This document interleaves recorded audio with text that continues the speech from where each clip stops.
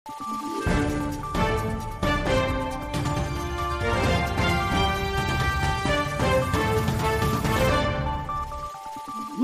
araw, Pilipinas! Ito ang Valiente News hatid sa inyo ng Office of the Vice President. Aabot sa 30,000 pesos kada buwan ang kinikita ngayon ng water refilling station ng isang magnegosyo today grantee mula sa Barangay Bagbag, Quezon City. Ang kanyang kwento, tunghayan natin sa ulat ni Brian Latasa. Patuloy ang paghatid serbisyo ng tanggapan ng pangalawang Pangulo sa mga Pilipino sa pamamagitan ng iba't ibang programa ng opisina. Andito tayo ngayon sa Quezon City upang ating bisitahin ang mga naging benepisyaryo ng mas pinalawak na Magnegosyo Today program ng tanggapan ng pangalawang Pangulo. Isa si Lemuel Ramos ng Barangay Bagbag, Quezon City sa mga pinagkalooban ng 15,000 pesos na livelihood grant ng tanggapan sa pamamagitan ng Magnegosyo Today program. Ginamit ni Lemuel ang karagdagang puhunan sa pagpapalago sa kanyang negosyo na water refilling station. Kuwento niya taong 2021 nang pinasok niya ang pagninegosyo.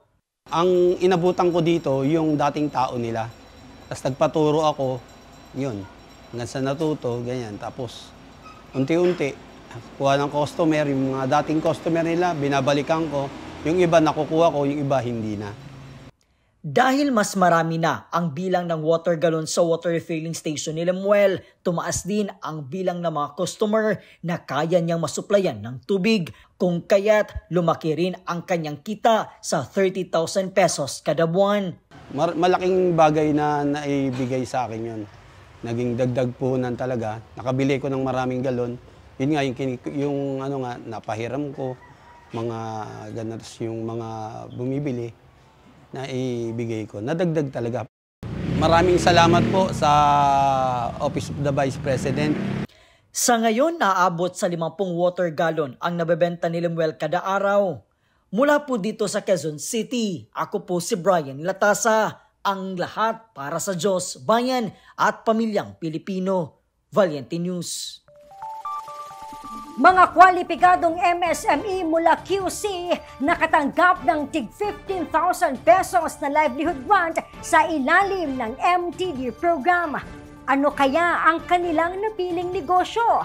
Ang kasagutan, alamin natin sa susunod na episode. Ako si Claudette Loreto para sa makabuluhan, naninindigan at matapang na mga ulat at impormasyon. Maraming salamat!